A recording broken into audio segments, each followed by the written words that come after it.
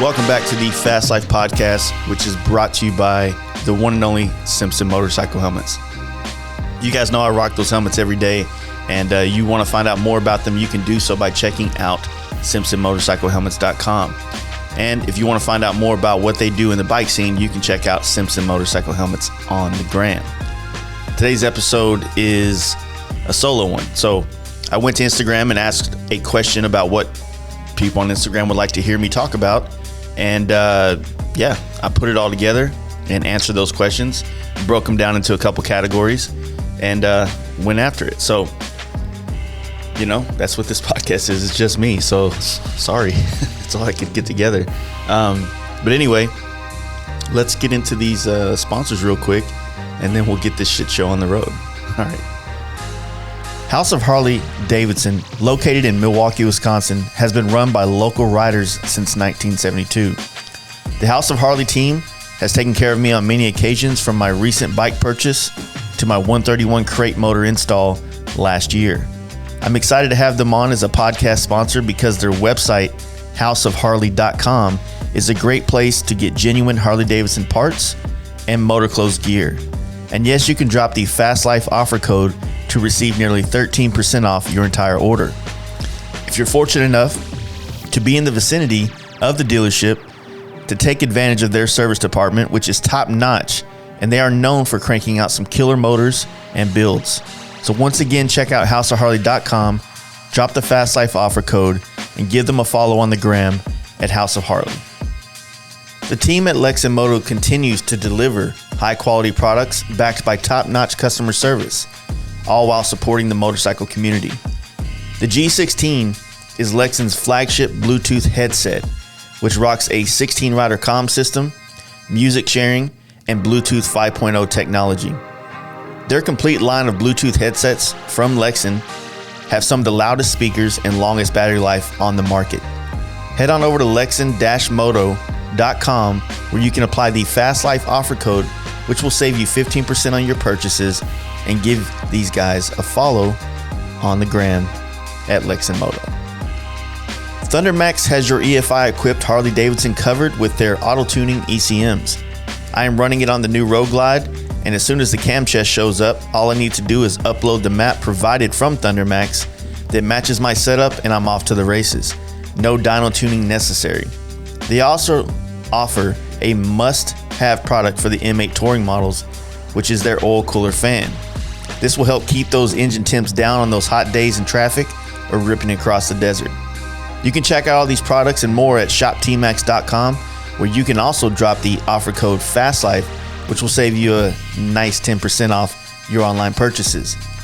And if you're in the Nashville area, this August 29th, ThunderMax teamed up with the IG group Club Style Tennessee to host the page's first year anniversary at their base of operations in White House, Tennessee. You should definitely check that out. Electric Lighting Co. is very excited to announce the arrival of new additions to their Color Series collection. The all-new Color Series LED headlamp lineup is available in your choice of 3 different colors: red, blue, or gold, and are 100% plug-and-play.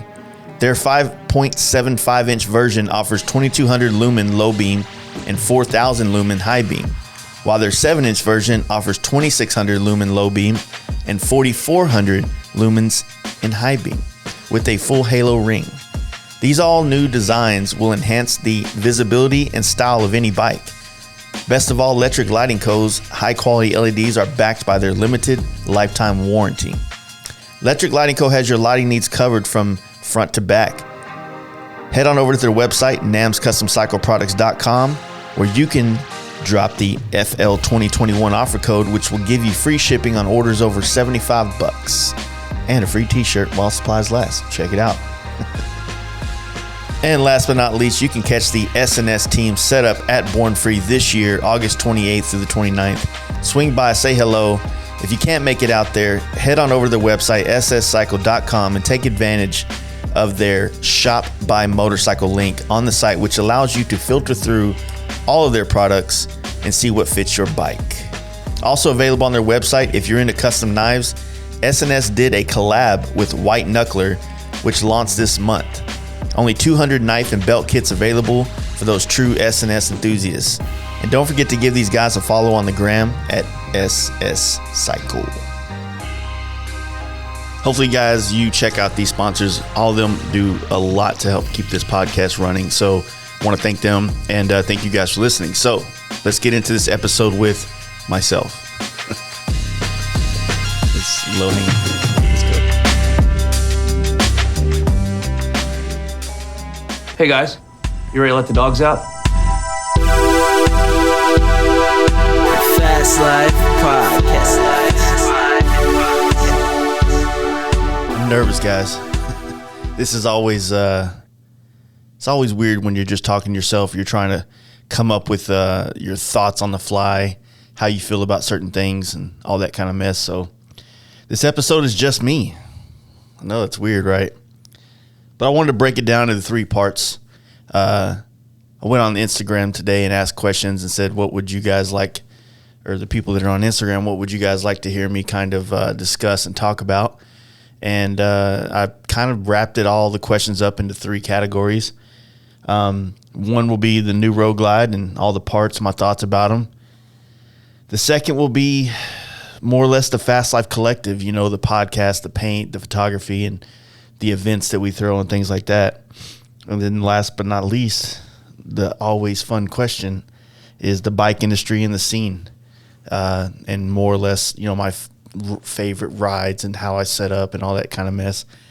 I don't know how great this podcast will be, but I'm going to put if it gets released, and I assume it, I feel confident enough with it that it's worth your time. So first off, I guess we could talk about the Road Glide. So for those of you who have been following along the podcast, the Instagram, and all the other ways that we put ourselves out there, or I put myself out there, right at the beginning of July, I just had a wild hair up my ass and decided to sell the 2019 Road Glide that I had for almost 3 years at that time. And it sold, which I didn't think it would, and it did. Stoked that it did, and I'm glad. I'm really happy about where it went, and you've probably heard me talk about it in the last month's worth of podcast. Bruce up there in Washington picked it up, rode it home. Had a few issues, but it wasn't necessarily something that was a negligence on my part. It was just, you know, I told him it's more like it had to happen to him, like a rite of passage, if you will. And like I said, I've talked about that quite a bit. Bruce is an awesome dude. I couldn't ask for a better guy to pick up a bike that I spent so much of my motorcycle traveling on. Went through a lot of hard times in my life on that bike, and it just kind of has a special place in my heart. So the right now in the industry, most of you guys know there's not a whole lot of bikes out there. It's very vacant. There's very few motorcycles available, new, and even the used market's ridiculous. So this is where House of Harley comes in, and more specifically Tommy, who runs that dealership. Tommy is the guy who sold me my first FXR, which turned into the gold FXR that you guys probably have seen on our Instagram or heard me reference through this podcast thousands of times.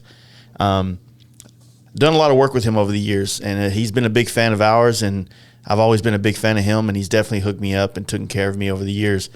But House of Harley, you know, as a whole, I got to build a relationship with that dealership and the people in it when we did the 131 install back last September of 2020, and spending almost a week up there hanging out with the techs, the salesman, and Tommy, and getting to feel the city of Milwaukee. It was a great experience. So, I mean, honestly, there was no other place I'd want to go get a new bike from. I mean, don't get me wrong. There's a bunch of friends and homies out there that sell Harleys, and they all would have probably done everything they could to get me a great bike. But, you know, Tommy is just one of those dudes that cool shit happens, basically. You know, I'm talking to him about a new bike. I really didn't want a 2021. For those of you that don't know, the new 2021s has a new computer system in it that is, I believe, identical to the computers that they're running on the new Revolution motors that are coming in the Pan America and the new Sportster. So a lot of the companies can't tune them yet, so you can't do much other than what Harley has available. And we all know that Harley's availability, or their products, their tuning capabilities are very, very slim. I don't even think you can take the speed limiter off. So I definitely wanted to stick with a 2020, and I was lucky for two reasons. 2020 also has another feature that I'm not super stoked to own, which is the traction control. And fate would have it, Tommy found me one that was a 2020 with no traction control and had 300 miles on the dot, right? So he's looking at 21s, trying to find one, because at that point, there wasn't a lot of options to get anything. I was just like, fuck, if I can just get a 21, I guess that's what I'm going to have to do. And some dude, the day that we're talking about this, came and traded in his 2020. Black, Road Glide Special, with 300 miles on it. And I was able to get a smoking deal on that. And I jumped right on it. So flew out there, jumped on the bike, rode it home. They threw on the Bassani exhaust for me at the dealership, and that exhaust came out while, of course, I ran a TBR on the last bike, and I really like the Shorty exhaust systems because it really shows the swing arm and the brake in the back. And also, not that I run tall bikes, but if I ever got a wild hair at my ass and I wanted to run higher suspension in the rear, those Shorty exhausts, they don't get in the way of the swing arm as bad. I'm not going to say they don't at all, but you're definitely not going to run into them hitting the axle when you start lifting your bike in the rear. So the Bassani Shorty it just seemed like a perfect fit, and it was they had some available, so that was another good thing. As much as I'd love to have a custom exhaust system, and I definitely will get one in time, but like you guys, I'm impatient, man. Like, I just don't know if I can sit around for 10 months waiting on an exhaust system, and I'm not trying to talk shit. I understand that's how it is for certain things, but it was in the executive decision to get something less cool, essentially, in just a Bassani. Not that I don't like the pipe. I honestly feel like I can't hear it that much, but everybody that rides with me says it sounds throaty and nice as fuck. So I give them credit for that, I guess. I'm stoked that it sounds good to them. I don't really feel it when you ride it. When you get an exhaust system, it's kind of like you just fucking like rap out the throttle. It's that hell yeah brother stuff. That hell yeah brother in you starts to come out a little bit. But yeah, he threw that exhaust system on there, and of course it still had the stock factory handlebars, stock seat, stock everything else. This bike was bone stock, right? And I ripped it down to St. Louis that first day, hung out with Insta Having Kyle. We did a podcast. Honestly, man, it was pretty fucking comfortable ride. I ain't gonna lie. I guess it's because it was just normal. I even liked the bars, but I liked the comfortability of the bars, but it did hurt my wrists over riding it. Like, I started to get a cramp in one of my wrists. So that sucked, but it wasn't the worst thing while I was riding it, if that makes sense. But definitely the main thing that I wanted to get done quick was the seat and bars. And those are two I like to think of those as the kind of personal things that you figure out your kit, your method, your setup, and that's what you want to run with. And I've definitely found that over the years. I've usually ran the West Coast T-bars, straight bars, not bar and riser setup. I don't think they make them anymore, but they used to have this thing called the slingshots, and they had a width of about 29 inches. Was honestly the perfect setup for me. It had a little bit of pullback because it had to clear the gauges. And then of course that 29 inch width really made me feel comfortable rocking on those. And then of course Lucky Dave's seats. I've been running his seats on every bike I've had since 2016, 17, I believe. And and not to mention I've became good friends with Dave, and the guys that work there have become friends with them as well. And that's a company that I like to support 100%. So this bike,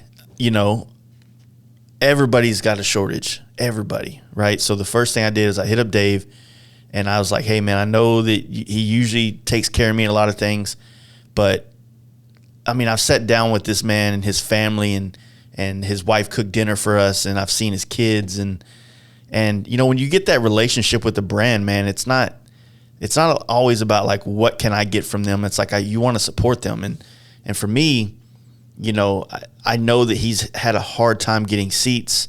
It's been a very hard time for a lot of companies to get products. And so I didn't really think that I was going to be able to go as far as I was able to go customizing this bike before Sturgis. And if you listen to the Insta Having Kyle podcast, we talked quite a bit about it. But I did have enough money set aside to reach out to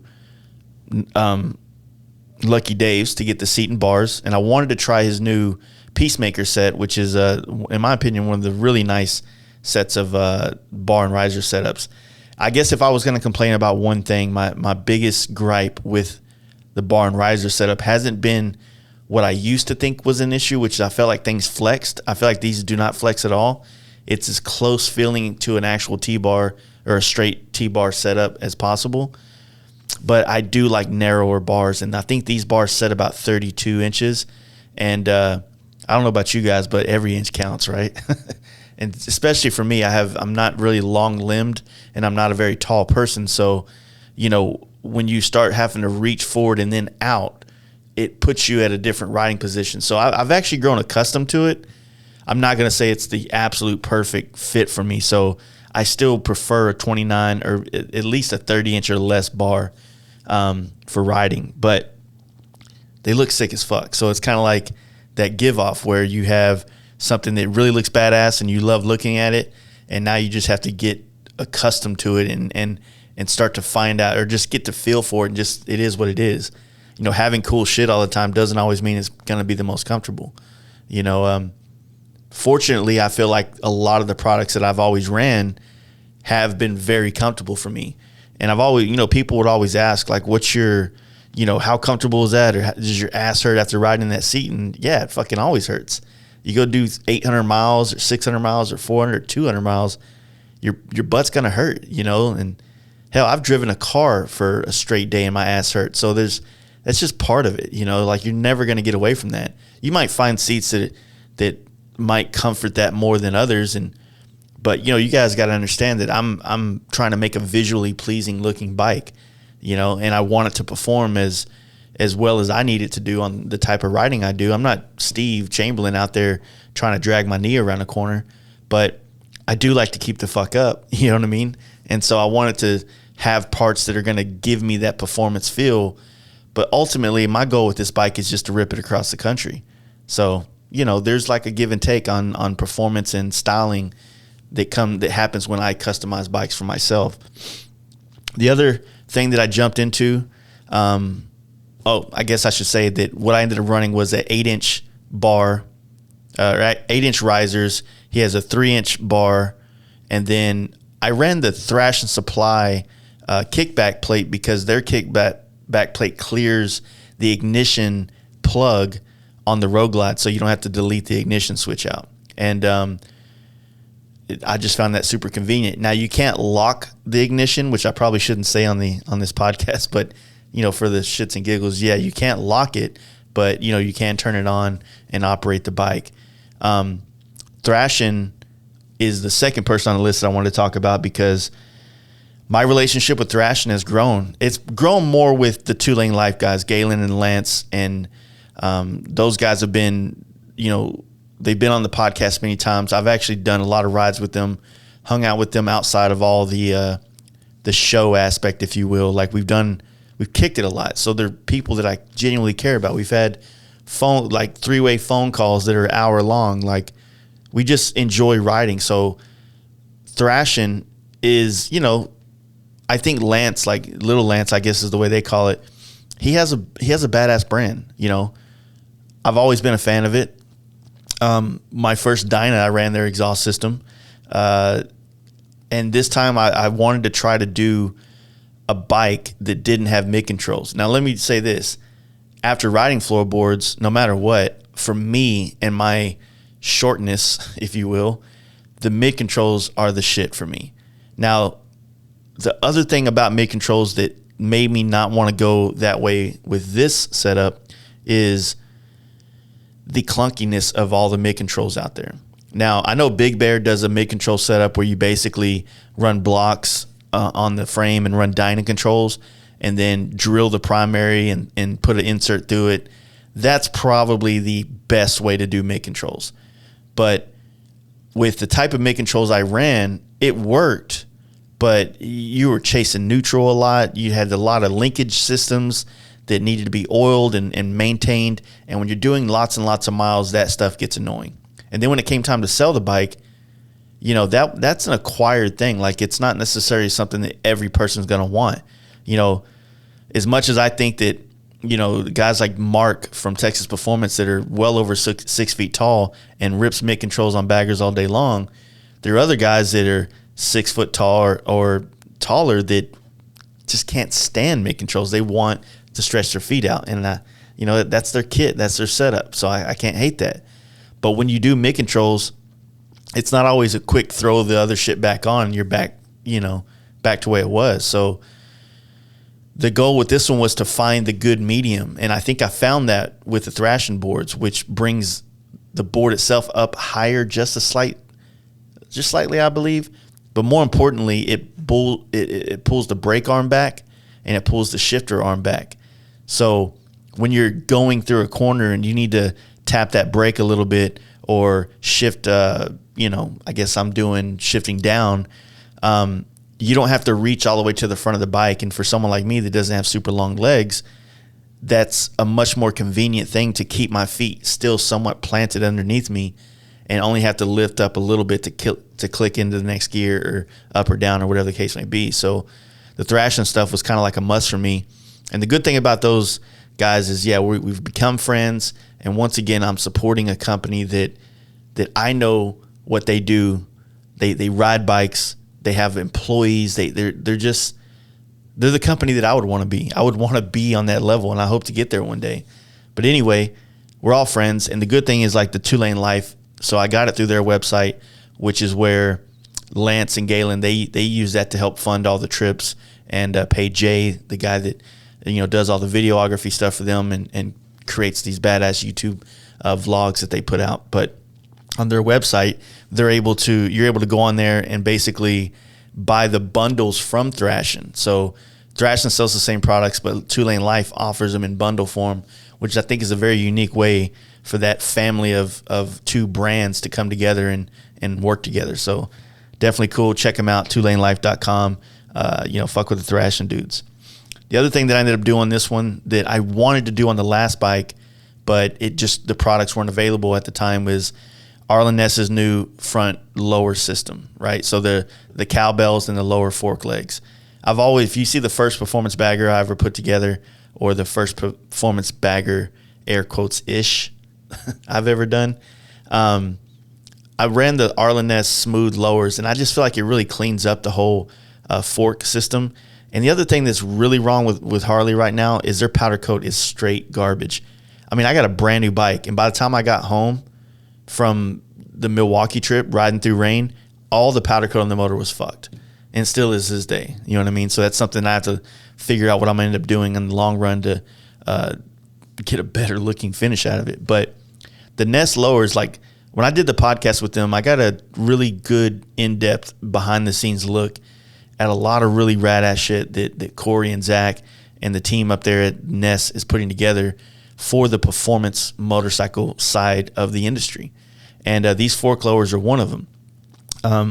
They have kind of like I don't know if it's a louvered, it's more of a ribbed. And when I say ribbed, I automatically think of condoms for some reason. But it's a ribbed lower, and it comes in a way that you can run the standard brake caliper, or they also have a version where you can run like a radial caliper.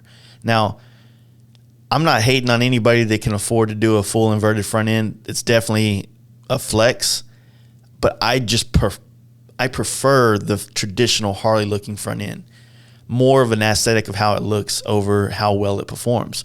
And I think that the Arlen Ness lowers coming with a fork brace built into it allows you to have a lot more rigidity in the front end that I actually feel, because I actually ran those fork lowers all the way to Sturgis and pretty much all over Sturgis. And the last day is the day I got the Legends dropped in there. So it definitely has strength in it. You know what I'm saying? So that's like an option that, is going to set you back less than $1,000, but give you a way better feel and vibe and look on the front end.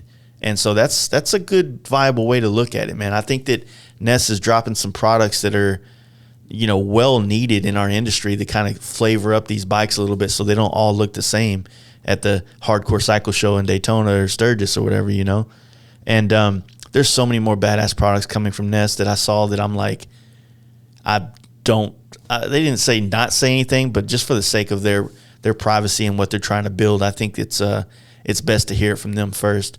But yeah, be on the lookout. Follow them if you're not, for sure. They got some cool shit coming. But yeah, I got the fork legs, and the other good thing about those legs is the cowbells that they run, which is also called fork sliders for you guys that don't know. So the fork sliders are the sliders essentially that are attached to the lower triple tree that the fork itself slides into, and it usually it hides the I guess the inner fork. Oh, fuck, what do they call those things? The fork tube. I don't know why that was a hard one. They hide the fork tubes, and which also helps from rock chips and things like that, so you're not getting pelted, and then which could cause fork seals to fail and things like that. So they have this new setup that has a real hardcore dirt bike vibe, where the front half, like the part that's like facing toward, like to the front of the bike, has a cover, but it exposes the sides, the back, or the sides and the back. And so what that I think essentially allows is for you guys to run the gold or black tubes or silver or chrome tubes, for that matter, if it matches your flavor of the bike, but still have a protection on the front side and a good looking fork slider. So I don't know. I think it's pretty genius in my opinion to accommodate for the style of what people are doing these days, because just personal preference, I think it looks retarded. And I say that with a smile and a joking laugh when dudes take their fork sliders off and they just got these little bitty ass. It looks like they went to like work out all day on their upper body, but there's no balls in the legs. You know what I'm saying? So it's like these little bitty forks just because they want to show that gold off. Like, it's just not my flavor. I don't really dig it as much. So this, I think, is a good solution to beefing it up a little bit and give it a little bit of a taper down effect, but still have protection over the rocks that hit the inner tubes, and then also exposing the area that you can still flex on dudes with. Hope that's a good way to look at it. On this bike, and like most bikes I've ever ran, I'm running the Lindals. They have a new front rotor that I've been running on the bike, and so far, let's just say that I'm at 4,000 miles on the rotor, and I haven't felt any shimmies. I haven't felt any of the stuttering that kind of has been a thing with some of the Lindal rotors. Paul's a good friend of mine, and their team is always trying to make badass products. And I'm not going to say that I haven't had rotors kind of fail before. I wouldn't say fail. I put a lot of miles on my bike, so I don't like. That's where everything's getting sticky, right?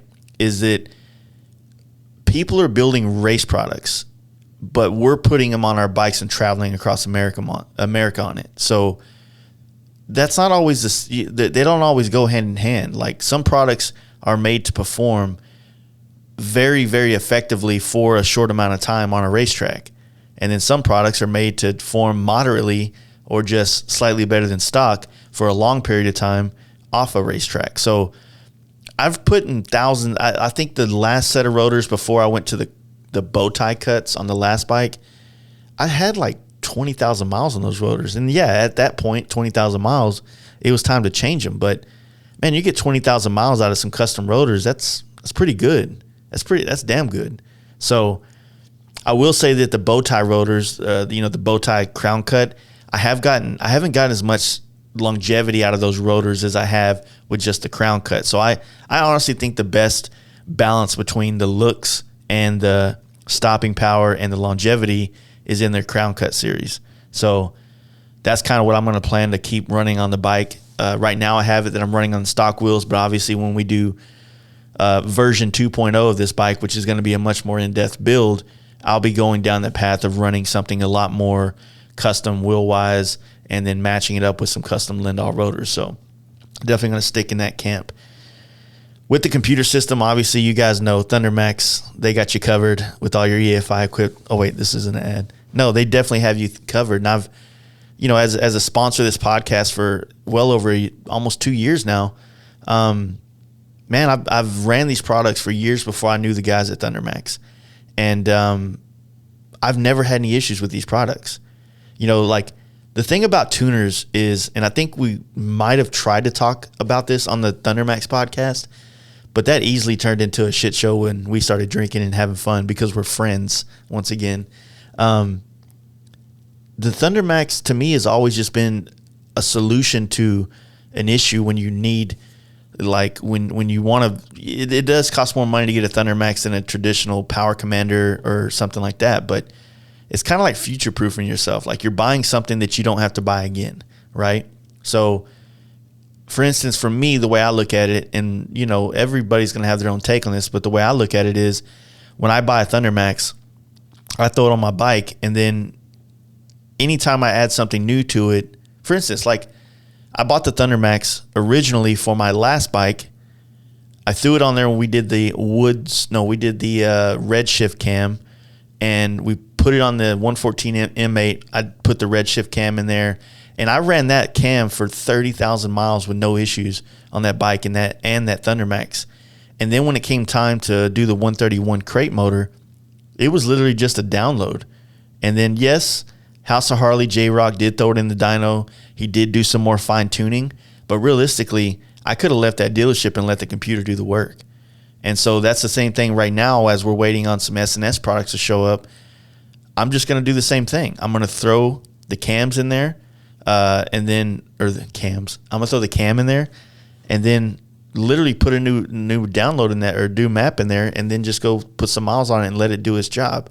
In my opinion, that's hands down, like, you don't have to chase and get on a waiting list for a dyno. You don't have to make sure. Yeah, there's just so much.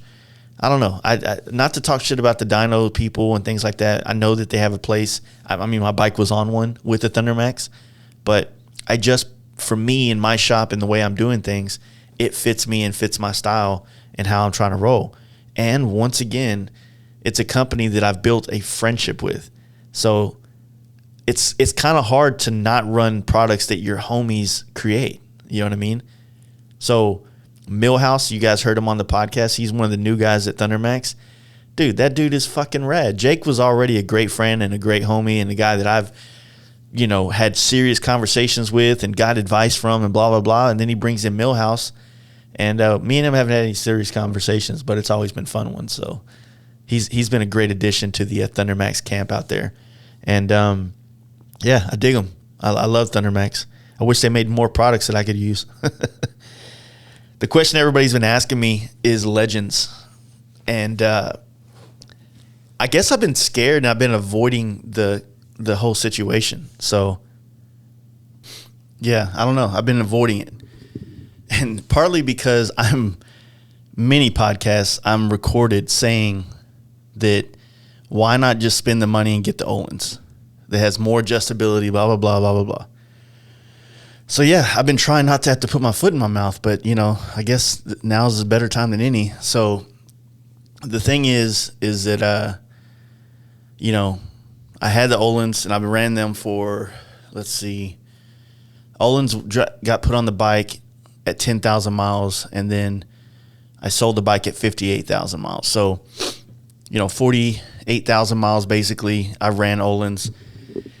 And honestly, up until the last 10,000 miles, I had no issues with it. And I don't think that I don't want this to. It's not a problem of Öhlins. I think it's more a problem that I just ran the fuck out of them, and then eventually they wore out. And so that's why it's not real fair for me to say that the Öhlins sucks. I mean, I got 48,000 miles out of the Nix 22 front end and the 357 rears. So, yeah, they were just worn out. And, you know, like when you spend a lot of money on something like suspension or rotors or any of these things, like you don't want it to ever fucking go out. And they do. These are all things that get used on the bike that eventually have to be replaced. And that's kind of a tough pill for myself to swallow and anybody else. So I want to tell you like the lead up as to why I decided to go that direction. And there's a couple things that took place. So far, you've been hearing me talk about all these brands and the relationships that I have with these brands. You know, the relationships with Lucky Dave's and Thrashing and Two Lane Life and, you know, Thunder Max. And so when it comes to the Öhlins, it's kind of impossible to create a relationship with that brand because that brand doesn't really have a presence in the motorcycle scene, right? So hear me out on that. They don't have a presence like Legends does. They have a presence through all these other shops and brands. So to feel like you are a part of the Öhlins community, you have to kind of pick one of the many dealers that make something, whether it be Kraus or Big Bear, MJK, or, whoever is a Öhlins guy, right? And so it makes it kind of hard for things, for guys like myself who have podcasts and are trying to spread a message about products and parts and things like that, to do anything with them, like they don't have a lot, they don't put a lot into the motorcycle industry, right? And that's a big thing for me. I feel like anybody that profits off the industry should do something for it, put back into it. And so that's one thing. Might not be a good point, but that's my point. That's my truth with that. And the other thing was watching the Bagger Racing League and seeing that front and rear suspension didn't really affect every rider the same way that I think that I thought it would. And that's a naive thought of mine, that like you put badass suspension on your bike and all of a sudden everything's going to be perfect. Like you don't have to tune the rider at all, right? So I know that, right? But seeing people that are tuned and badass riders still ride the fuck out of that bike let me know that the suspension is not going to hold me back or put me any further forward. So, it was kind of a perfect storm, like Tony Tucker was out there ripping on the on his Road Glide. I think it was a Road Glide that he built for the Bagger Racing League, and did really fucking well.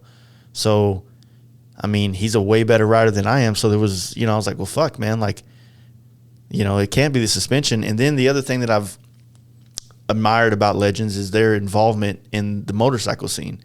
They sponsor a lot of riders.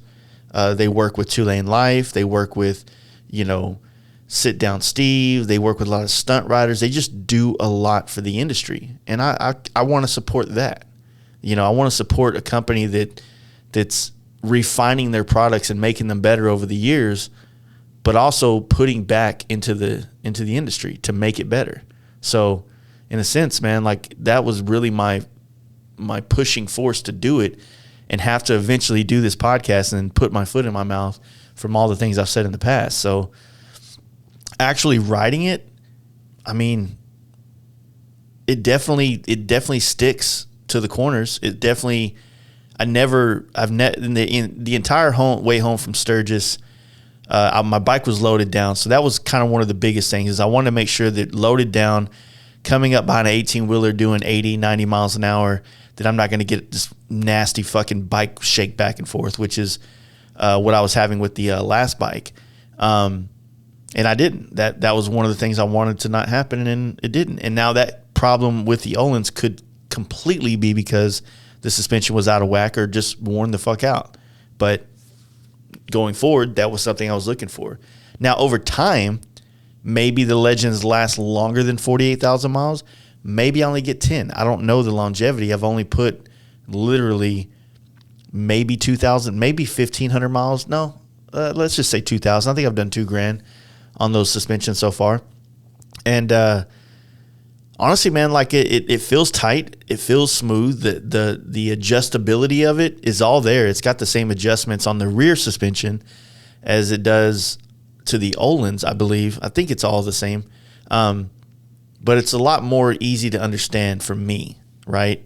Like, I'm not a suspension nerd. I'm not reading the books and watching thousands of YouTube videos trying to figure it out. But it's easy adjustments and easy ways to figure out what's going to work best. And I will say that the front drop-ins, they're not as easily adjustable as, say, the Nix 22s or something like that. Like, you literally, the adjustment's internal, so you have to make the adjustment and then put them back in, kind of thing. So not really the most convenient on that front, but so far riding it, no issues. I'm not getting any wobbles at high speeds, which, again, the problem that I'm having a hard time by doing an actual comparison is that I came off of a 131 crate motor into a stock 114 with an exhaust. I don't even have a cam in it, so I'm not getting that fucking, balls to the wall coming into a corner kind of feeling and needing to double down on the brakes and let the suspension, do its job and carry me through. I'm like putting around this motherfucker, to be honest with you.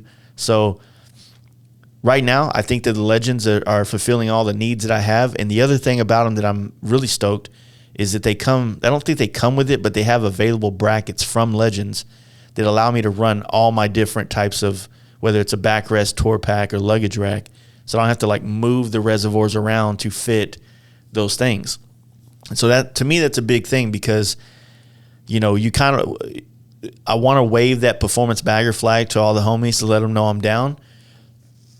And that's what it's like having the canisters hanging out the back of the bike. But then when you say you want to run the tour pack on the Olins and you have to drop them down inside or on the in between the fender, like you don't get that same profile swag of having that stuff hanging out. So stupid on my part, but it means something to me. So, you know, leave me alone. Fuck it.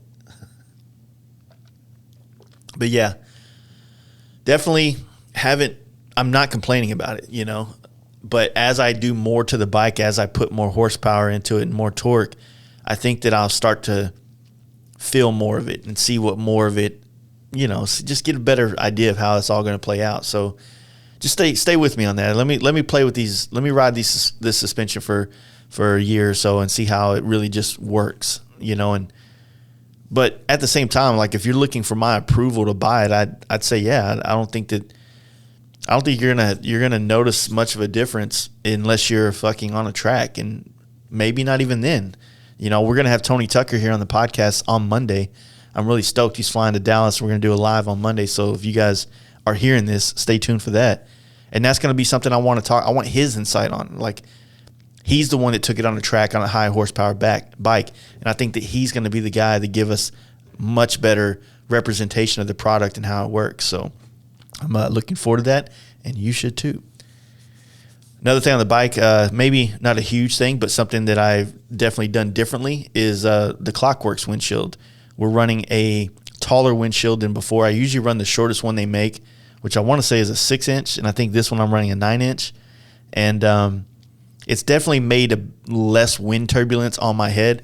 I'm 5'9", and I think I'm more torso than leg, if that makes sense.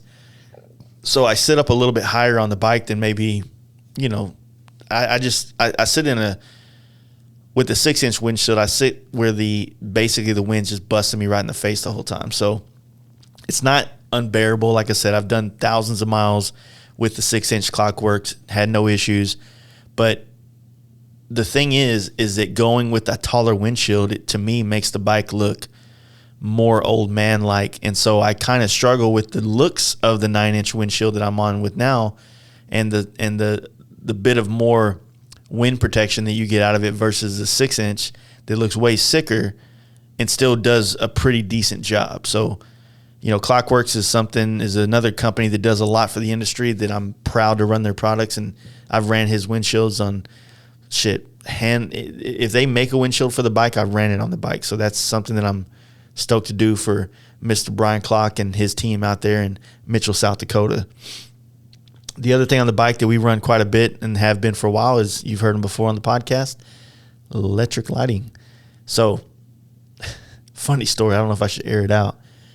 Electric reached out to me about a year ago, and they heard the podcast. They wanted to support it, and that was awesome. So, I've been running custom dynamics for ever. I've always ran the lights on my bikes prior to meeting the guys at Electric and starting to run their products. And so as soon as we struck up a deal and we started working together, Custom Dynamics started calling. I'm like, what the fuck? Like, you guys never acknowledged or cared about anything that we were doing until the competition came around. So, and I'm a loyal dude, very loyal. And sometimes, and a lot of times in my life, it's got me kind of not in trouble. It's definitely not worked out best for me. But that company is another one that's growing. Electric is a new company. They are putting out nice, great products. Their headlight is the sickest in the game, in my opinion, for the Road Glides. And for that part, even if I wasn't sponsored through them, I would still run that headlight because I love it. It's really tough to say. Like, it definitely is brighter. It definitely does reach further. But I'd have to throw one in back and forth and do like all this crazy testing, and I'm not a review guy, you know. Like, I just run the shit, and you know, if it looks badass and it makes the bike better in some form or fashion, then I just chalk that up as a win. You know what I mean? But sometimes things just make the bike look badass, and that's just all I needed to do. So for me, fortunately, the electric lighting stuff is all plug and play, And the other good thing is they have the, electric lighting and NAMS are the same, are all under the same company. So NAMS has the tri-bar eliminator wiring set up. So basically, what we would have to do with performance bagger stuff prior to, I think Custom Dynamics has one too, but the good thing about the one with NAMS is it's all the connectors are the same. Everything's plug and play. It's fucking awesome. And, just pick it up when you're getting your lights. But before, we would have to do some complicated wiring stuff or possibly have the bike flashed to eliminate the tri-bar on the bikes prior to these connectors or these connectors. So it's just complicated because you're trying to the CAN bus wiring. I'm very proficient at wiring older style motorcycles, but the CAN bus really fucking, that shit is like trigonometry to me. So I just said, you know what? I know the old school stuff, and I don't care to understand the new shit. I'm not trying to fucking wire bikes with CAN bus nowadays. But back then, one wire will have multiple functions, and so that's what makes it really complicated to understand. So trying to figure out which wires when you're cutting out that tri-bar to figure out which wires go to what is super complicated. And sometimes there'll be a little wiring diagram floating around, sometimes not. But like I said, the cleanliness of this setup is perfect, and you don't have to cut any wires. And so if, say you sold the bike and somebody wanted to put their shit back the way it was, or you didn't cut into the harness at all, so it's just plug and play. It's kind of like the difference between back in the day when you used to put car stereos in your car and you start cutting up the wire harness and using the cigarette lighter for constant power and shit like that. And then wire harnesses became famous and popular, and they just plug into the factory shit. It's the same concept. To me, I feel like it's great. The other thing that we haven't got on the bike yet, but we're definitely waiting for the availability, is the S&S. So we're waiting on a cam chest, and I haven't decided, and I haven't talked with them to get their input yet on whether to go with the 128 kit or not. So, I definitely want to, but I also don't. Man, reliability is everything on this bike, and I guess I need to do it to show you guys if it's got the reliability, but I don't feel like I should do the kit. I don't think I should install it. I feel like I should find somebody that's the most qualified to put that in, so that the review or the showing of it being ridden across country multiple times is, with the best possible install, you know what I mean, by a true professional. I do know how to do a big bore kit. I do know how to do cam chests. I've done them plenty of times in my life, but I would not say I'm on the level of a guy like Mark at Texas Performance or Tony Tucker or John Jessup or anybody that's a fucking mechanic. You know what I'm saying? Like, definitely not on that level. So that's the plan. We're working on that. Version 2 of this bike is after the Down South camp out. My goal is to pull this bike completely apart, sell off the tins, do a really wild paint job for the new version, do all the motor work, rims, a lot more accessories, a lot more things. And I really want to do my version of just a custom, performance touring bike or whatever you want to call it. That's kind of my goal and plan after the Down South camp out. So, and to have it ready for Daytona. So rims, fucking, swing arm, maybe painted frame. Like, I want to do some cool shit with this bike. So that's kind of the direction we're wanting to go with that. And that's kind of like a big wrap up of as much as I could say about not just the products that I'm running on the bike, but the brands behind them, you know what I mean? And why I wanted to fuck with them and why I chose them, I hope. So now the second part of this whole podcast is the FASTLIFE Collective. So that's the podcast, the paint jobs, and the photography. The 3 Ps, huh? I'll start with the seniority and go work my way down.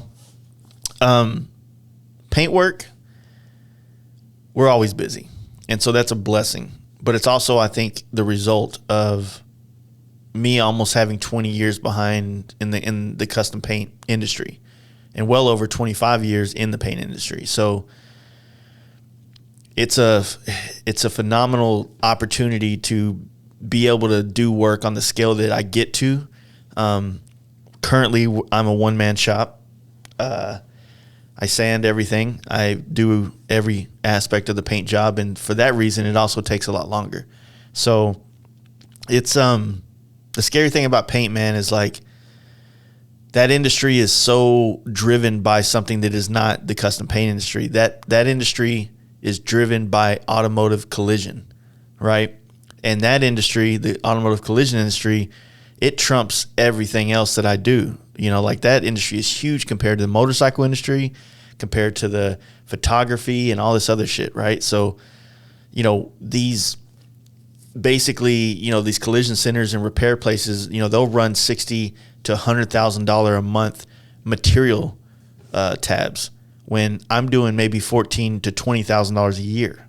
So I'm definitely the custom painter is definitely the small fry in that whole situation. So as I said many times in this podcast, we still are probably 90% of the advertising that takes place within these paint brands. So whether it be at SEMA or in whatever print media is still left, that's what happens. The paint industry, the custom paint industry is very small. It's very small, and there's only a couple brands that I feel like hold the power of like you want to get associated with and you would love to be sponsored or whatever. And I don't even think they do much of sponsoring anymore, you know, which is complicated because, you know, if you're running $60,000 a month in you know, materials, and obviously you're doing well over $100,000 a month in revenue, or I wouldn't say profit, but you're definitely more of that's coming through your shop, right? But, you know, as a custom painter, it's like every time you have to buy a $400 airbrush or a $1,000 paint gun, and then your compressor goes out and that's $2,000. And it's just this, to build a proficient paint shop, you know, there's not a cheaper version of it than a collision center, right? I think I have a cheaper version of it with a homemade booth, but it's a very high cost of entry. You know what I mean? So I've been doing it for quite a while, and I've built a reputation. I've done quite a bit of things. I've developed a style that is kind of distinctive to me. And it's super awesome, but still weird in a sense when you see helmets that have your flavor, which, don't get me wrong, like I'm sure Poland feels the same way whenever he sees me do something that I clearly was inspired by him to do, or Jeremy at Lucky Strike or anything. But, you know, now I feel like I'm the guy that's starting at some point getting people are starting to kind of use my swag a little bit. And so I love it, but it's also weird for me because I've never felt that before. So it's awesome, but like I don't know what the other feeling is. I don't know if it's like, oh shit, like I don't know if it's fear of them taking my style and being more popular with it, which is definitely a thing that happens, you know. But it's more of a fear and a motivation to bust my ass. So coming back from Sturgis, I definitely have had more of a push to want to paint things. And, you know, Jeremy at Lucky Strike, he kind of said something at Sturgis. He goes, man, people think that me and you people were thinking that me and you had a problem. It's like, no, dude, we're fucking good. And it's like, because I think in the Insta Having Kyle podcast, I said that Jeremy's probably my biggest competition in custom painting in the motorcycle scene right now. I'm not saying that he's the only person out there doing badass stuff, but in the circle that we're in, he's the guy, right? Me and him are the guy, and along with a couple other guys out there doing some badass things. So he's my competition, but he's also my friend. He's also somebody I'm inspired by. So, you know, there's nothing wrong with competition. You know, you actually need that to be motivated. And so I am, you know, going to Sturgis and seeing Jeremy's bikes, seeing Monty Roach up there striping up badass helmets, and seeing, you know, Poland's work on Insta Having Kyle's Challenger and many other bikes out there. Like, I come home ready to fucking paint. And that's kind of my mindset right now, is where I just want to fucking do some badass paint jobs. I actually took in quite a bit of work that I wasn't planning on it, but I was like, you know what? I got, you know, people want the work, and they you know, they want me to do the job, and they're willing to pay the money, and I kind of have the openings. So fuck it. Like, I'm excited. I think Daytona, there'll be quite a bit of jobs coming from the FASTLIFE garage that I'm going to be proud of. And, you know, not to mention helmets and and other things. But, you know, not to be doom and gloom or a little bit of a downer, man, I struggle heavily with airbrush. Like, I think that a lot of people might look at my airbrush work and be like, oh, that looks good, you know, or they might be blown away with it. Or if you're someone that's around that shit a lot, you'd be like, hey, it's all right. And that's kind of how I feel. It's all right. Like, I don't feel like I'm doing anything. I feel like I'm doing the same like version of airbrush and the same skill set of airbrush that I was in 2016. So I think the big difference between being creative is and like doing a job that's more technical, which I think what we do is technical as well, but there's a lot of creativity behind it. You know what I mean? When you don't feel like you progress, it really bums you the fuck out. Like you start to have like midlife crisis feelings and like feeling like, damn, have I wasted my life doing this when I could be doing something? You know what I mean? Like the gambit of different bad scenarios kind of go through your mind. And so that's kind of what has been happening with me for like the last year with airbrush, where I feel like I haven't progressed. And then I've also pushed away certain types of jobs, like particularly color airbrushing, which now I'm sitting at a 10-year since I've done real color airbrush work. Like when I say color, I'm in like flesh tones, and like say if I did a picture of a chick, it's all in like real color and not just black and white, right? I don't even know where to begin. You know what I mean? So of all the things that that I kind of do and am known for, airbrushing is one of the things that sets me apart from guys like Lucky Strike and you know, Gerald at Valley Customs and even Taylor Schultz. But when you got other guys like Corey St. Clair and Ryan Townsend and fucking, you know, the Paint Zoo, you know, Franny and you know, Arrow on Lead and just so many other airbrush guys that are fucking on another level. And when I see those guys, I look at my shit, I'm like, I hate it. You know what I mean? But it's just more of a mental like honesty that I'm trying to like share about how I'm trying to figure out how to invest more time in it. Because everything that I do, whether it's a podcast, it's the photography, the actual paint jobs, the leaf work, the pinstriping, the graphics, it's all like a scale of how much time you put in and where you're going to get more out of. So when you put more time into one of those things, I gain and I grow from it, right? But when you're kind of spread thin from, you know, doing podcasts, which can easily turn into, you know, a 40 to 60 hours of your month work, you know what I mean? And then you take the paint job itself, like paint jobs, which is easily 150 hours a month or more, sometimes 200.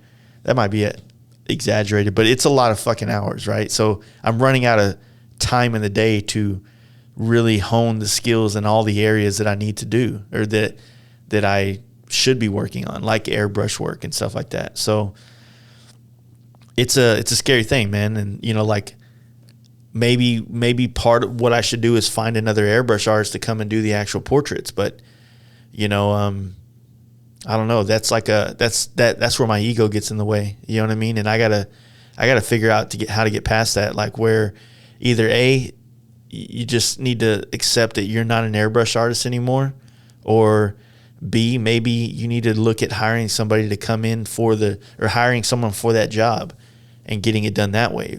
But the scary thing about hiring another airbrush artist, which I've done in the past just because of, you know, time, is getting the quality of work that you know, would want to get out of them, or what you would expect. And, you know, like when it's for me, like I know I'm going to put everything I can into everything that I do.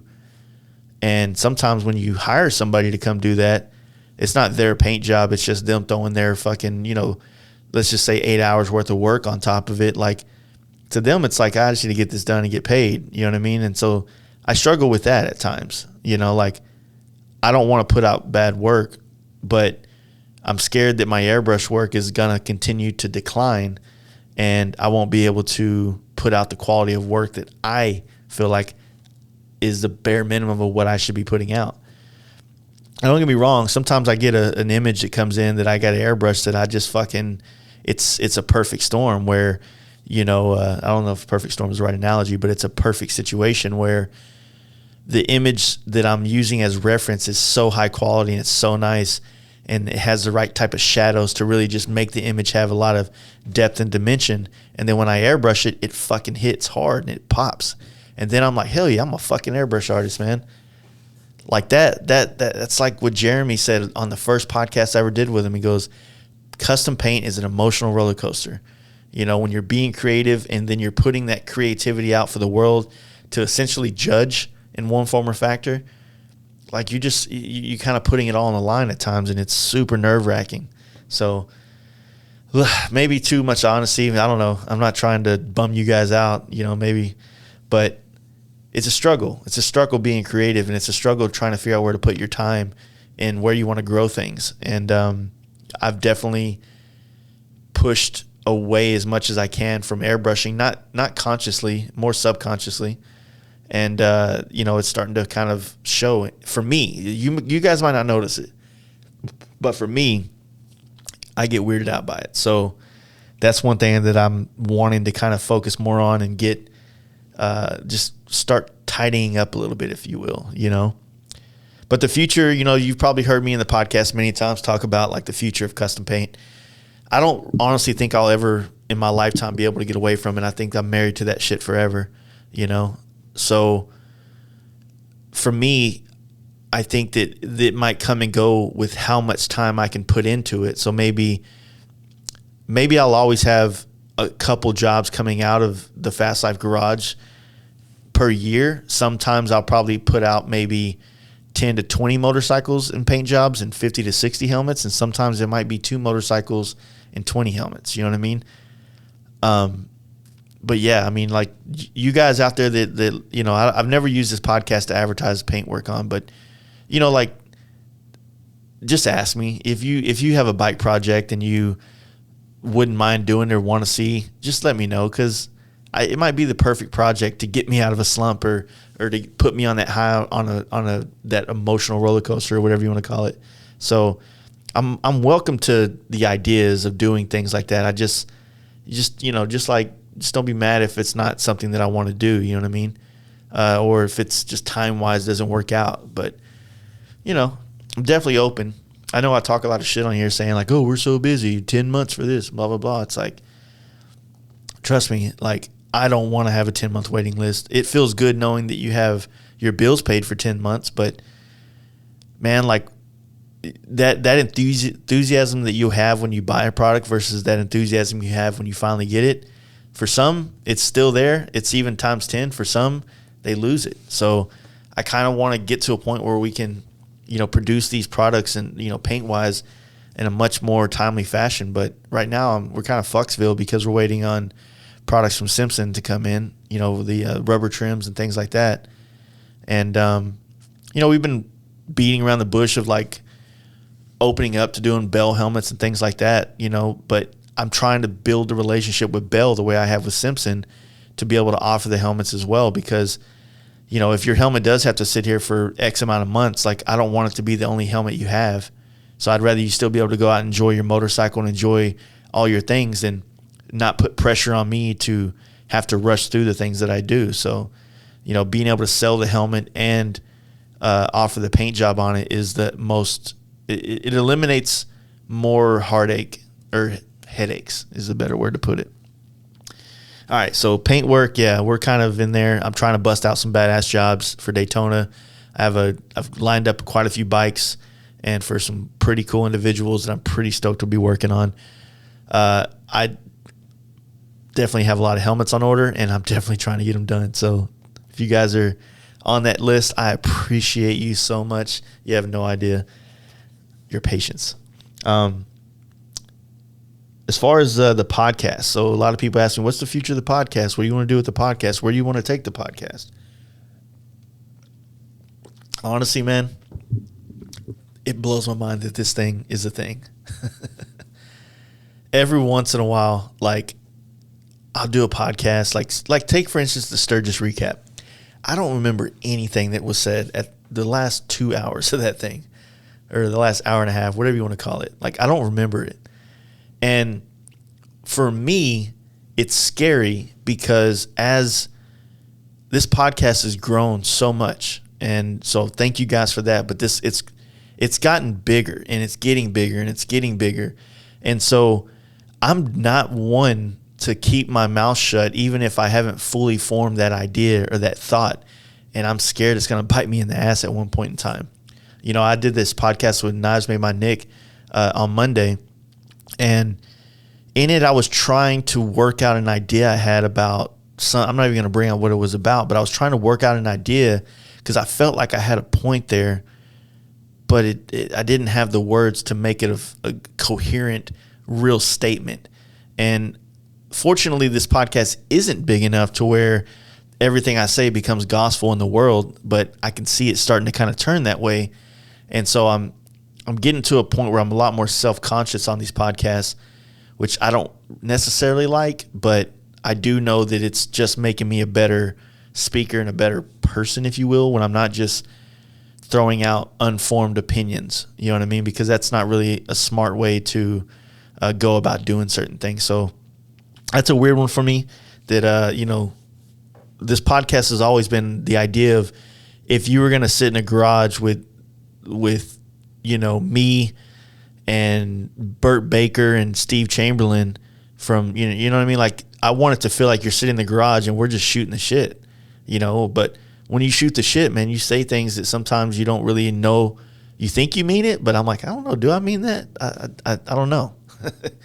So there's that aspect where it's like, as this thing is growing, you know, like for instance, the Legends and the Olins thing, I definitely have put my foot in the mouth about that. So, you know, or, you know, whatever. It's like more than anything, I want to be honest and I want to be myself and how I feel in that moment. And sometimes those feelings become, you know, I don't know. I'm overthinking is what I feel like I do, right? But the podcast itself, man, like the video stuff, definitely the video podcast like is a weird one, right? Like there's so many people that reach out and say, man, we turn, like when you're doing the live ones, we sit on the couch, crack open a beer, and we watch it all 3.5 hours or 4 hours or 2 hours or whatever the case may be. And it blows my mind because it's like, fuck, like that's wild. And you could see that those podcasts, those live podcasts, you can see the viewers and you see how they're growing. It's not as big as like these audio podcasts. These audio podcasts do really well. But the video stuff is kind of like the one thing that we have as far as our podcast, the FASTLIFE podcast, that nobody else really has yet.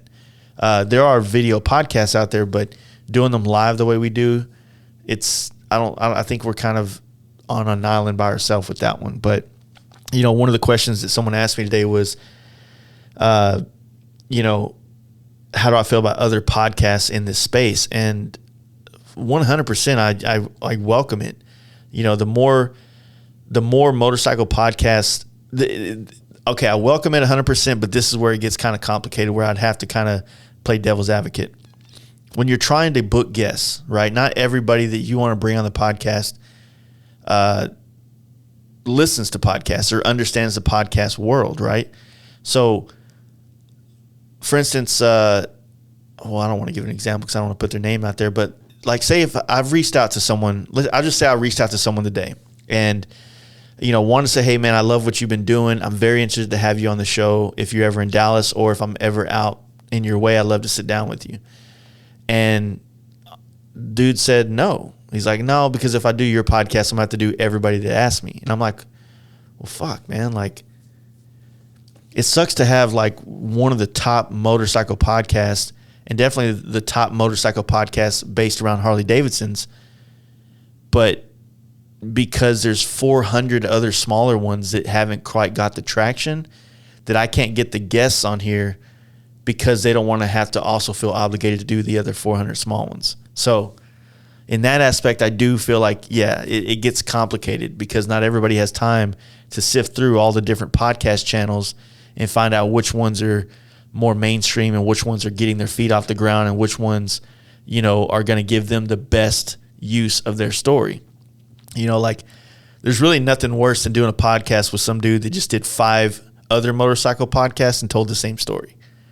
Like for me as a content guy, like trying to get content and share it, like it gets to a point where it's like, well, fuck, man, like I just listened to you do 4 podcasts and an Instagram live, and you told the same story. Like, my listeners ain't getting shit out of this podcast. They're getting what you've already put out there, you know? But there's a lot of different, like, small things that kind of, let put it like this. Like, so we have a podcast, right? And we try to model it off of the Joe Rogan Experience, which is millions of people do that. So, you know, I'm not anything new. If any of us can get a fucking fraction of his success, then we'd be fucking killing it, right? But the way this podcast works for the community is by more brands, more individuals, and more people supporting it, it becomes a place for more people to benefit from it, right?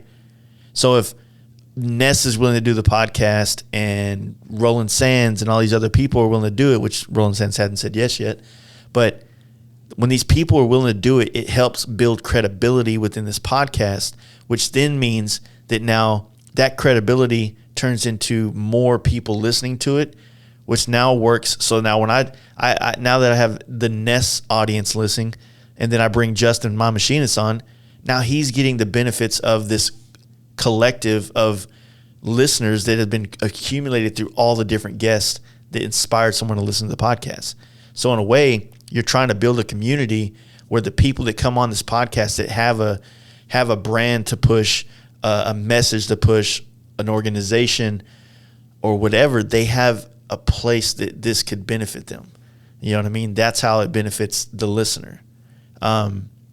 Obviously, it benefits me.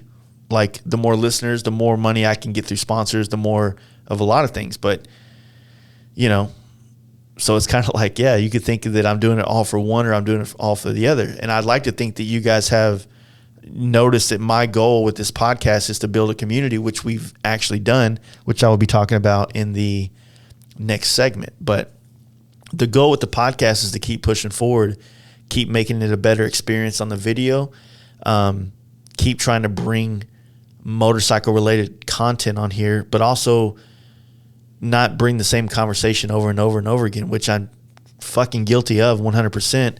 You know, if I have to talk about my opinion on what is a performance bagger anymore, I'm going to shoot myself in the fucking head. That conversation has been beaten to the dirt, and I hope it fucking dies. But, you know, there's a lot of those types of things, right? I'd like to have, you know, it'd be nice to be able to do more podcasts that didn't have to be 100% about motorcycles and still get a little bit of a listenership, you know what I mean? But that's a much harder, broader thing to do. It's like they say, if you want to have a successful podcast or successful YouTube channel, you need to niche yourself, you know? Like, you need to put yourself in a niche to where you have a targeted audience to sell it to, or not sell it to, but market it to, right? So if I'm going to be talking about fucking everything under the sun, that is the broadest audience to try to sell your shit to. So, but it would be nice to kind of have the ability to kind of go off topic into some other worlds that maybe we're not as experienced in, but maybe the guest is, and I can ask the questions about, hey, so what do you think about the war and blah, blah, blah, you know, and it, you know, which we've tried to do before with like my buddy Brandon, things like that. But, you know, you don't want to be pigeonholed into one thing on the podcast where you can't expand all these different possibilities. But at the same time, you want to give the people that subscribe to this podcast what they subscribe for, which is content revolving around motorcycles. So that's the plan with that. Right now with photography, man, I'm fucking in a slump. I am in a slump. And a bit of honesty, like, there's a lot of things, right? So photography is a weird one. I would love to shoot more models, but I don't know if my relationship at home can handle it. Not that I'm not trustworthy with my wife, or my wife's not trustworthy of me. It's just an uncomfortable feeling, I would imagine, for my wife to see me, you know, hanging out with half nude models, fucking taking pictures of them and doing blah, blah, blah, right? So it kind of takes that opportunity off the table for me to be able to explore doing photography with models and things like that out of, you know, just respect for how my wife feels, you know? But right now I'm fucking sick of taking pictures of my own bike. I'm not sick of taking pictures of my friends and their bikes, but I think maybe the audiences that follow our FASTLIFE visuals or whatever page that I put that content on, maybe it's not as an entertaining to see another picture of Big Will Cody's bike, or another picture of James's bike, or another picture of, insert guy I take pictures of a lot in that situation. So I'm kind of in a weird slump where I don't know what I want to shoot. I don't know where I want to put the effort into on this camera, like what direction. Like, it definitely is something I still use, whether it's taking pictures of the bike on the travels or whatever's going on there. But, it's one of those things that I don't necessarily want to lose the steam, so I'm trying to find it right now. So let's just say I've lost the steam 100%, but I'm still in love with photography, so I'm still trying to figure out a way to use it. And not so much use it for money, but just use it for to light that fire back up inside me, as to where I just always pull the camera out and want to shoot, The magazine thing, the Torque magazine stuff was an awesome opportunity. But at the same time, it's still a lot of obligation, and you have to shoot things, not that I've been asked to, but it's down the line where it'll happen. I'll have to shoot a lot of things that I'm not interested in, Like, I'm not hugely interested in taking pictures of events. Like, say, put it like this, camp out, I set up, the lights, and everybody kind of came in. It was kind of like a photo booth, but everybody was getting wild, doing burnouts, pouring beer in the mouths. Like, we partied at the photo booth, basically, right? So that shit was badass, to get those photos. But if I'm walking around the Hardcore Cycle Show in Sturgis taking pictures of bikes that are tightly packed together, like, there's no creativity in it, right? And so for me, it doesn't inspire me to want to shoot it. Now, a real photographer would probably come and say, like, well, it's your job to figure out the art and the creative in the situation, right? So it's not the fault of the magazine or fault of the event. It's the fault of me just not being inspired to do it. So I'm having to figure out how to make myself interested in it to want to do those type of things. So definitely not giving up on photography at all. It's, something that it's always been a part of my brand, but, you guys have just heard more about it in the last year and a half. I definitely would like to figure out how to turn $1 out of that motherfucker. I've spent so much money on camera equipment, and it's like you're shooting bikes and putting them in magazines, but there's no checks coming from any of that stuff. So it's an investment 100%, whether, it's an investment of all the money that you put in your equipment to get the equipment. It's an investment of countless hours of shooting behind a camera and countless hours of doing tutorials and learning stuff through YouTube and asking questions. It's a lot of fucking time. And that's also why I feel like some of it, my airbrush is hurt, is because I've been putting more of my focus into the photography and into the graphics and things like that within the paint work. So just a tidbit of thought there. But the other thing that, our brand has a lot to do with is events. We created the hood ride, which was kind of like a hood, or it was a stunt ride geared at showing some light and love to the DFW and Texas stunt riders, right? And it was literally only about using our brand awareness, our brand recognition, to get more of the sponsors to look this way and get more of the people to come out and see these local dudes that do rad-ass things on bikes. And the first hood ride was an awesome event. The second one was fucking wild. But the third one, which we had talked with Lexan about, and they're down 100%. But now that the world's kicking back into gear, there's not a free weekend to do shit. Every weekend there's an event somewhere. You know what I mean? So trying to pull people together to do something it gets kind of complicated. It gets hard, and you don't want to infringe or step on other people's toes that are your friends or brands that you like to work with or whatever. But I don't know when the next hood ride's going to be. I'd like for it to happen. It probably won't happen this year, just from the simple fact that there's barely any fucking weekends left, and there's something going on every weekend from here till Christmas, basically. So I don't know. We'll see about the hood ride next year. The camp out is definitely a thing. I think we've earned that spot that we have it in, that early April, late April, early May kind of spot. I want to say that we've figured out the dates for that, but I got to get with Adam and his camp and figure out what we decided on, because I don't have it written down anywhere, and that's my bad. I apologize. But we've toyed with lots of ideas for this camp out. It's always going to stay the way it is, but we thought about implementing some new things this year, but I'm still on the fence with that, so I don't even want to bring it up because I don't want to be married to it. But the camp out's going to be big this year. We're going to push it harder. We're going to try to create more fun, interactive things there. The photo booth thing was definitely a fun thing that I think everybody had a good time with. Getting all the sponsors to donate things for us to give away was a badass time. And like I said on one of the last podcasts, having guys like Sit Down Steve there to help hype the party up was 100% something that I plan to do next time. So, yeah, the camp out's always going to be a thing, and so are, the other shits we do. Anyway, kind of over talking about my shit right now, so let's jump into part 3, the motorcycle trips and the scenes that have emerged. I don't even know where to start with it. Let me read some of the questions. Where do you think the performance scene is headed?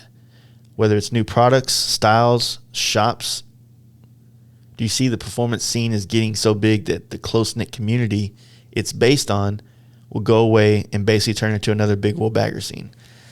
Loaded question, but thanks for it, homie. The performance scene is definitely getting bigger, and the bigger it gets, the more opinions that come into play.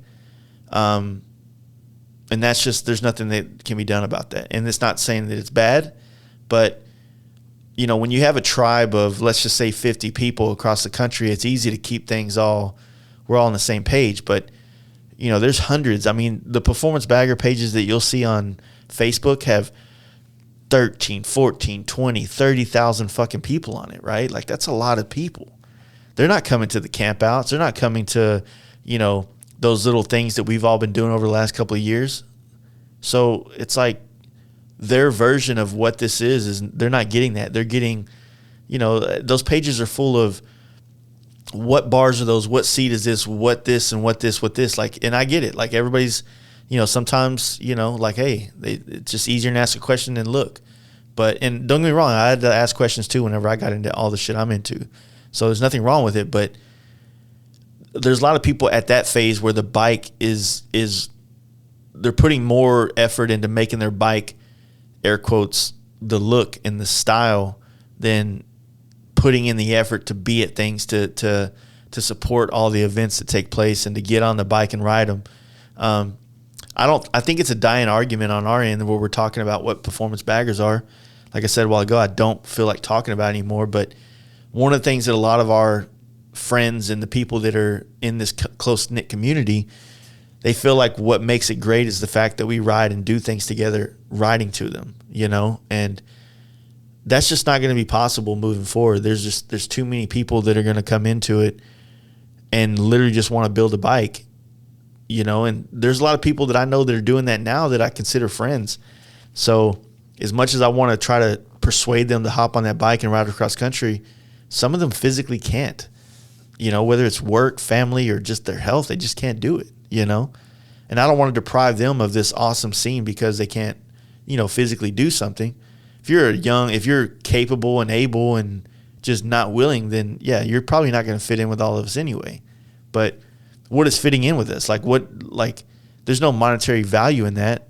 What you get out of it is what I feel like is lifelong friends and opportunities and memories that you'll never be able to I'm not saying you won't be able to have them in other areas or places, but they're awesome to have. So I don't know. The scene is definitely growing, and I've definitely been a proponent of pushing it to grow over the last couple of years. And there's a lot more like shops building performance bagger stuff, it's inevitable. There's nothing you can't.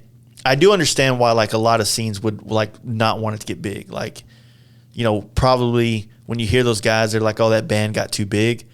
Well, maybe it's because when they were fucking a small band, like there was just something so private and intimate about being able to go see the Deftones before they were selling out fucking stadiums. You know what I'm saying? Or seeing some guy, working out, just being in the infancy of something is a privilege that once you see it start to grow into, a young adult or whatever the case may be, it's like like you kind of miss what it was, even though it's still badass and it's still cool. But I understand that now, which is something that I've definitely, I put my foot in my mouth again on that. I've definitely been the opposite, feeling the opposite about it, wanting to expose, the cool things about all the shit, and then it gets exposed and now it's watered down in some aspects. But don't get me wrong, I think the performance scene right now is definitely at a high. I don't think it's as high as it's going to get. I hope it's not. I hope that more people show up to the campouts, more people show up to the events that are based on these type of bikes, and the scenes grow. I hope to see Daytona full of fucking T-bars and 2-in-1s and Saddlemans and Lucky Daves and all this shit, right? I hope to see the Sturgis shows continue to push out more. And I'm stoked to see Harley's finally coming out with some fucking performance stuff. Dropping Olin's goddamn rear shocks, like right when I get Legends. Bullshit, huh? But, that's part of, like, the growth of anything. And that's why, like, you got to fucking, like, get out when you can or as soon as you can and enjoy it because, we've said it before in these podcasts, like, the first Fast Life camp out, you guys will never get to experience that. And you won't get to experience the fourth one or the third one. You're only going to get to experience the one that you went to, and hopefully it's as badass as the one before that. You know what I mean?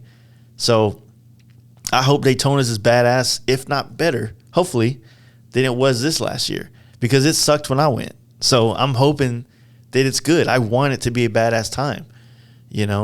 People have to, you got to do things, man. You got to get off your ass and go do them.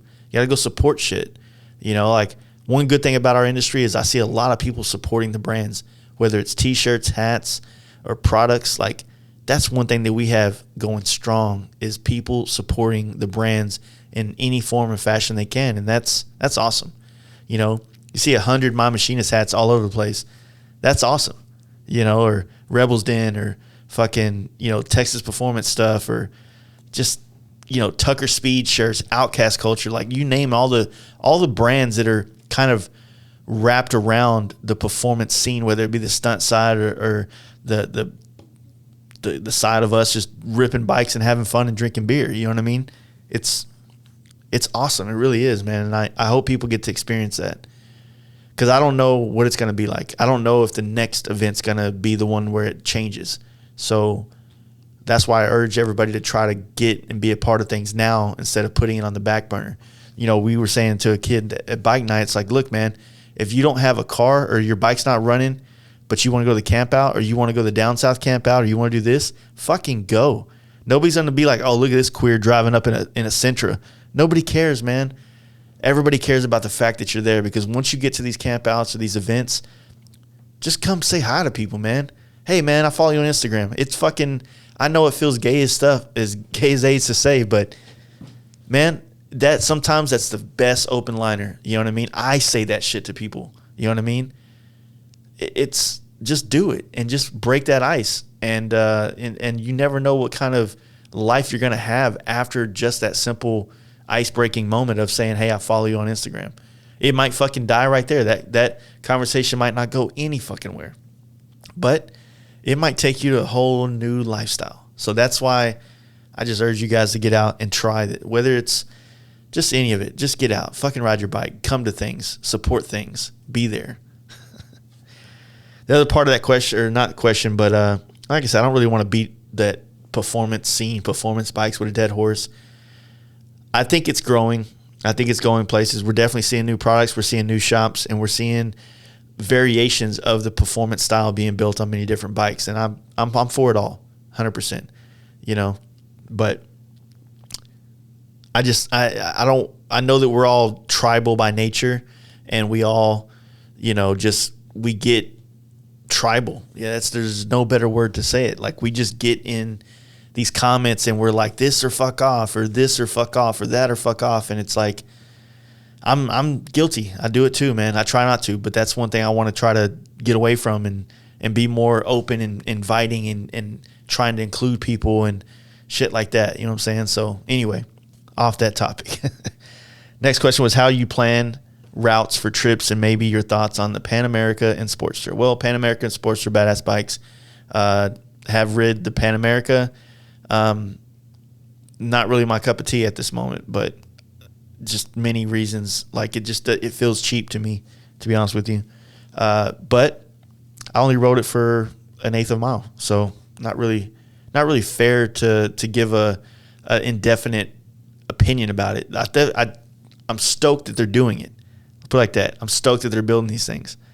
But the problem with being a die-hard Harley guy is you get stuck in your ways, man, and sometimes it gets hard to see outside that box or that bubble you're living in, and I'm definitely trying to. But at the same time, I still love this. There's that tribalism I just spoke of, you know. But anyway, how do I plan for my routes? Well, Google Maps, that's how I plan. I need to be here. How do I get there? I wish I had the time to get off the main highway on every single trip and every single time I jump on my bike, but it's truly not the case. You know, you have to pick and choose the off the beaten path or the out of the way badass scenic roads that you want to do, you know, in conjunction with getting to that destination. So you don't always get a chance to do those type of things. We do our trips as a group. We all kind of pull together and figure out what's the best route, what are the things we all want to see on this trip, and then we start to look at the maps and figure out how to put us in the places we want to be, how to balance the trip between cities and rural or openness or wilderness or whatever the fuck you want to call it. We try to do all that. Long distance, cross country, how do you set up, planning, financial aspect? Man, I don't know. Long distance is the same as anything else. Like, well, I guess it's not the same as anything else. Traveling long distance is not hard at all, but you have to plan your days. And I've said it many times on many podcasts, and it's probably hard to find all the information. So maybe I'll run through it real quick. So you have to look at how many days you're going to be gone, and there's many ways you can figure out what is going to be the best way to keep yourself in clean clothes and not have to carry a bunch of dirty clothes around, blah, blah, blah. So one option is, let's say you're doing a 2-week trip and you're on a bagger. So you have 2 saddlebags and maybe you're throwing a sissy bar. So at this point, you have a minivan of space to put shit on your bike. So it's probably not the best example, but I'll use it anyway. If you're not camping, then you have a lot of extra space. But if you are camping, then you have a tent, you have a sleeping bag that you got to carry on the bike as well. And depending on how you roll, that could be quite a bit of space. Me personally, I have to carry camera, podcast equipment, tent, and 2 weeks of clothing, so it gets complicated for me. So the way I do it is first off, I run compression bags, which you can get on Amazon, but I run a company called Peak Designs, which is a company that I use for a lot of my camera gear, straps and bags and things like that. And they sell like compression bags that work out pretty fucking badass. And they have a small and a medium, and the small will hold like it'll hold me 14 pairs of socks, 14 pairs of underwear. And what's dope is, as I use that underwear and socks, there's another zipper that keeps the dirty clothes separate from the clean clothes. So you're still putting the same amount of clothes back into the bag, but it's going into a different spot. Same thing happens with the medium size or the larger version of that compression bag, is that you can pretty much I think on my last trip on the way home from Sturgis, I planned to be gone for 10 days, but I was only gone for 3 days. But I had 4 pair of pants and 4 T-shirts and a hoodie all in one compression bag, and it fit cleanly inside my saddlebag. Now, when I go on a trip, I usually carry more T-shirts than pants. I usually try to find pants that are real thin, like more, I guess you could say like Dickie style material. Like, I don't really want some really thick denim because it becomes very space consuming whenever you're trying to pack. But 4 or 5 good pair of pants. I'd say if you're going to do 14 days, 5 pairs of pants is good, unless you plan to do a stop where you're going to do laundry. And that's something a lot of people do. I actually got to do that at Adam RG Destroyer's house. Didn't plan that. It just happened, and it worked out well. And thank you, Adam, for that. And that was awesome. But it's not always in the cards, right? If you're traveling every day and you're showing up in the destinations later in the evening, you don't necessarily have time to go run and do laundry if you're putting miles down every day. So the other thing that you can do is you can buy underwear and T-shirts from like Walmart and just use and throw away as you go. That way you don't have to worry about the say like continuing to hold the space for the clothing. You know what I mean? Another thing is a lot of times when you're on trips, like you're going to go to Harley dealerships or bike shops or things like that. So you'll be able to buy some T-shirts from the homies that you want to support, like I was talking about earlier. When you wear things like Vans or Converse, it's easy to pack a pair of shoes or two. Now, obviously, I'm talking about traveling when it's pretty manageable weather conditions across the country. Like when you start having to travel in colder, extreme conditions, then you have to start dealing with leathers and, different types of clothing to keep yourself warm. One thing that I use quite a bit is Freeze Out, which you can get at like Cycle Gear. And actually, I run one of those small compression bags, and I have the Freeze Out socks, pants, jacket, glove liners, and the actual headgear that goes under your helmet all shoved and packed into this one small compression bag. And so that makes it like the size of a tool bag, basically. And I'm able to use that to basically do my trip. And if I have to get into some bad weather, those items, those freeze out items, I can roll in like 40-degree weather in a hoodie and that stuff and be fine. But if you start getting in the 30s, and that's when you want some heavier jackets and start layering a couple, more items. I don't really like riding in 30s if I don't have to. 40s doesn't bother me as much. But that freeze out shit is a fucking game changer for me. Really good stuff, high tech, and it compresses. I don't really wear leather. You know what I mean? Like leather is something that just gets in the way. It's hard to carry. It's very hot when you don't need it, and it's very space consuming when you don't need it. It's awesome when you do need it, but I just try not to fuck with it. I would prefer to not have to have over-the-top heavy jackets. Unfortunately, Harley does sell, and a lot of other companies sell a lot of different types of jackets that are more wind protection and kind of help you with that stuff. So kind of go that route a lot on stuff. But, 14-day trip. I try to keep, 14 pairs of socks, 14 pairs of underwear, probably about 10 T-shirts, 5 pairs of jeans. I've been carrying an extra pair of like slip-on Vans, and then I have like some high tops or some lace-up ones for a little bit more thickness for like cooler weather or something like that. Or if I get rained out. One thing I am going to do, and I've been trying not to do this forever, is I'm going to buy a rain suit. Every time I do a solo trip, I get fucking dumped on. And it's time, I need to just do it. So I'm going to do it. A rain suit's going to be in the fucking pack coming this next year. And, I don't know what else to kind of say about like traveling for a long distance. As far as financial's not bad. Financial depends on you. Are you going to the bar every night? You eating out heavy every night? You staying in badass fucking, Hampton Inn hotels? Badass for me at least. Or are you looking for that $35, $50 hotel type situation, that Motel 6, hitting the fucking truck stop Denny's up? It depends on how you're traveling. You know what I mean? Like, so when we travel, we try to save the spendier places in the nicer places that you want to spend money. Like when you're in LA or you're in New York City, you definitely want to go try to experience the city, experience what that city has to offer. But if you're out camping in the wilderness, like, you're not going to be fucking blowing, $150 on a bar tab. You might drop a $50 bill, carrying some beer back to the tents, but, it's part of the experience. You know what I'm saying? It just depends. But a rule of thumb for me is comfortably a 2-week trip, from either the East Coast, West Coast, whatever the case may be. I can usually do it with gas and, everything included in about $1,500. Now, our group, we typically will pool together money and cover hotels and like say campsites that you can't always just roll up to a campsite and get a spot. If you want to camp in those badass spots in America like Big Sur or fucking Monument Valley or name one that's badass, you have to book in advance. So sometimes, like say you want to do a trip in June, you need to be booking campsites in like December, January, February, something like that, like well ahead so that you can get the spots you need.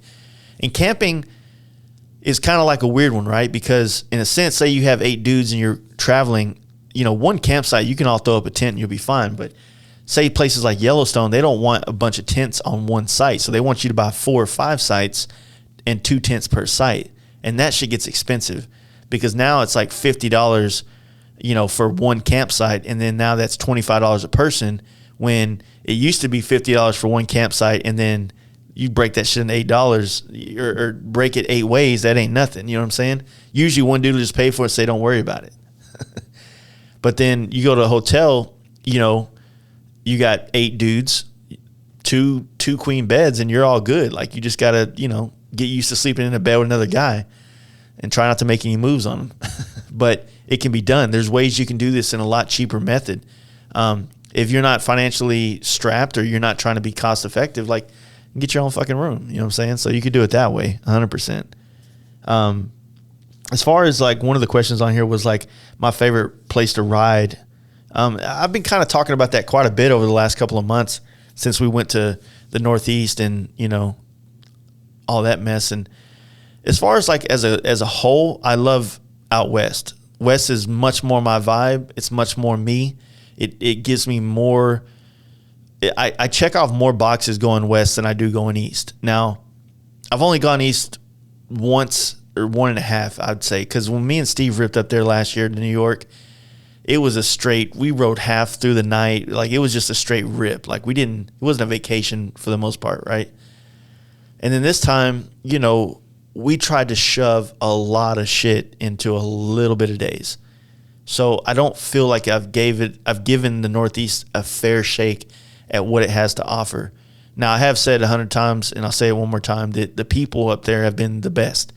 The performance bagger, the FXR scene up Northeast is fucking badass. Those dudes kill it. You know what I mean? But going west, just, man, like, you have the big cities and you have the big open spaces all within miles of each other. So you can get more, you can see more for the same amount of miles if you go west. I do enjoy, one of the things I love about traveling is I do enjoy cities. I do enjoy seeing cities and being in old cities and just the infrastructures and things like that. That weird shit kind of fucking gets me going. And so, like, as much as I don't care for the ride to New York is probably one of my most, like, stoked. Like, I'm most stoked to be in New York City is my favorite city, 100%. I'll just say it that way. Because it's the fucking city of all cities, especially in America. You know what I mean? So whether it's the boroughs outside of, Manhattan or just Manhattan itself, that place is fucking wild to me. And I don't know, it'll probably take 10 years for me to go there enough times to really get the feeling of, like, okay, I get it here. I understand how this works. You know what I mean? But yeah, I mean, as far as, like, more for your buck, definitely going west. You're going to get more scenery and city life. But, man, there's no city that compares to New York City, in my opinion. You know what I mean? So Chicago, I didn't really get to spend as much time in Chicago, but Chicago's kind of it's definitely a big-ass city, 100% a big-ass city. But, I made a post on Instagram today, with Charlie Rock and Steve Chamberlain from the trip that I did last year to Milwaukee, and then took the ferry across and met those guys in Muskegon.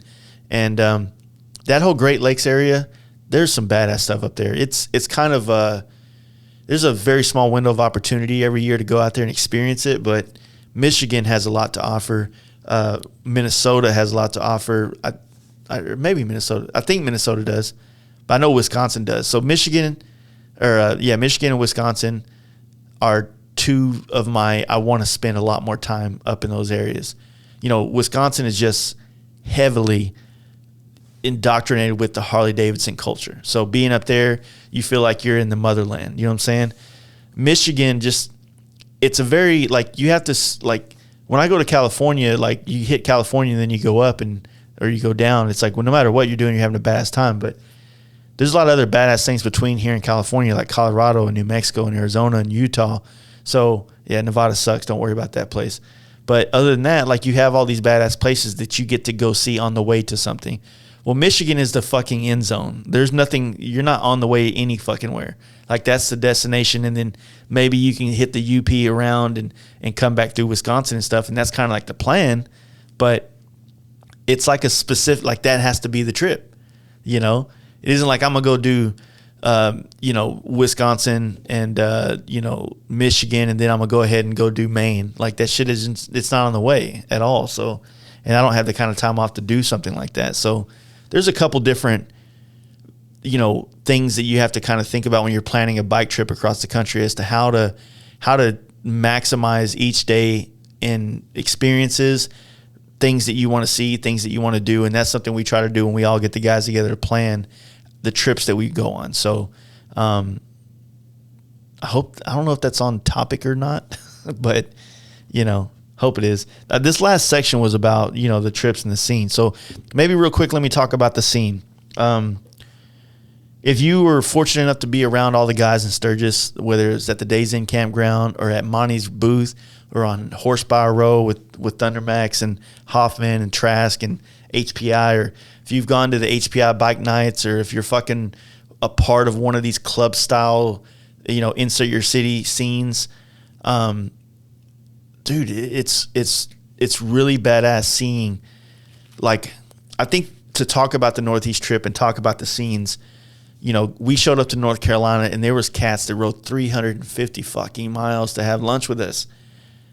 And not just one dude. Like, it was a group of guys. It was maybe one dude here and there. It was a group of dudes. And then you go to Virginia Beach and there's a scene there. And then you go to fucking Nashville, there's a scene there. And Ohio has a scene. And fucking New York has a scene. There's all these scenes everywhere. And that shit's badass because it's all kind of a product of this. I wouldn't say this podcast solely, but this podcast has helped spread that message. And so I'm fucking stoked and honored for that, that kind of, opportunity to be behind this podcast. But at the same time, it's been guys like Steve Chamberlain, RG Destroyer, Craig with the Down South Camp Out, and hundreds of other dudes that I'm probably fucking drawing a blank right now. But brands as well. Brands like Lexan that put in a lot of effort to fuck with all the people in the scene. Like, those dudes are, as much like put it like this. When me and all my buddies went Northeast, we all crashed at Mark, who's one of the main dudes at Lexan, in his fucking house. This on his wedding fucking week, with his parents and tons of other people there. Like, this scene is absolutely, no matter, I hope it lasts forever. I really do. And sometimes I might get very passionate about trying to keep it the way it was. And it's an impossible task because it's always going to evolve and grow into whatever it's going to be. But I do love it, man. It has been like 100% like, it's been a privilege to be a part of it. Let's just put it that way. No matter how much of it some people might attribute to our campouts or our podcast or whatever the case may be, I'm still privileged as fuck to be a part of it. And that's 100%. So, there's scenes everywhere, man. There's scenes all across the country now, seeing them pop up now in Northwest. California's always had a fucking strong scene. Arizona as well. It's just awesome, man. So just look, man. You see, you into these T-bars, you into this style of bike, and you see one at a gas station, fucking go say hi to that dude and say, hey, man, I don't follow you on Instagram, but I'd like to. What's your name? You know what I mean? Just break the fucking ice with something. You know what I'm saying? Get out there, get to know some people. Because I said it before, and there's a lot of people that can attest this now. You might start linking up with people to come to the Down South Camp Out or the FASTLIFE Camp Out. You're like, hey, man, who's all going from Iowa?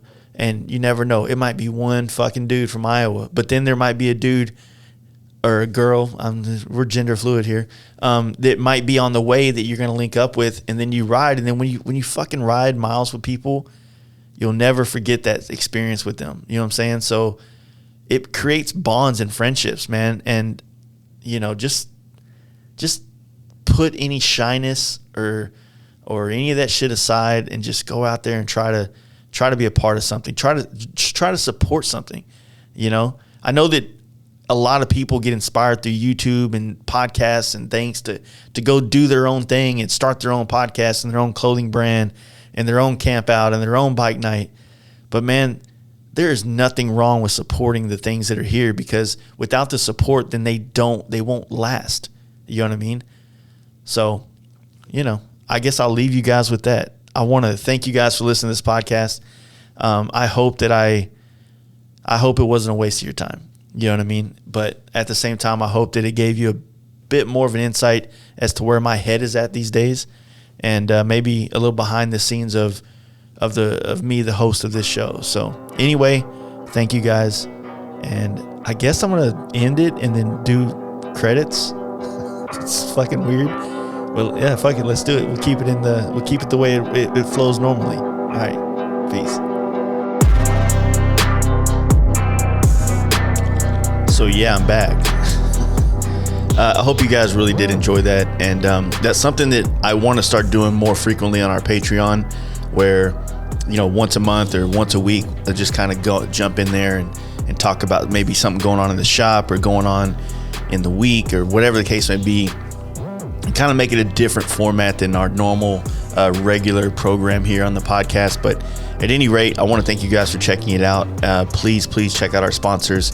They help keep this shit rolling, and there's some really good opportunities for you guys to get your bikes dialed in or get some badass products for your head in our sponsors. So check them out. And as you guys already know, the Patreon is a good place to be a part of this community that we have and support this podcast and get unreleased content, as well as liking, rating, and reviewing these podcasts on the platforms that you listen to them on. That helps us out a lot.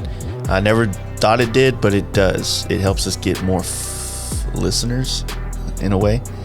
So anyway, thank you guys for everything you do, and I hope that you guys are enjoying this. And heads up, we got Tony Tucker coming into the studio on Monday. He's flying in from Utah, and we got a lot to talk about. So stay tuned for that. You'll be able to catch that live Monday on our YouTube, and then we'll release the podcast through the audio form on Tuesday.